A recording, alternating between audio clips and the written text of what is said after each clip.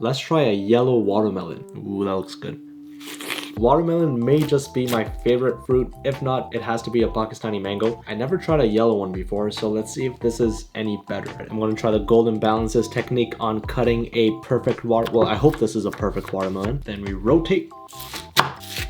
And let's pop one out. Ooh, nice. Okay, let's see. Okay, so it's kind of reminding me of an apple, but it does look like a watermelon. It smells like one. That's sweet. Other than mangoes, I don't know if any other fruit can top a watermelon, especially during summer. It honestly doesn't taste any different. It's the same thing as a watermelon.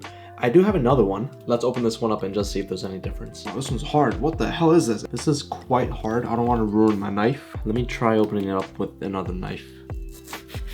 This one has seeds in it. This already doesn't look as sweet, but let's see. That's also good. I swear, I thought this one was not going to be sweet, but is it better than the other one? It's almost the same. I'm giving watermelons a 9.8 out of 10.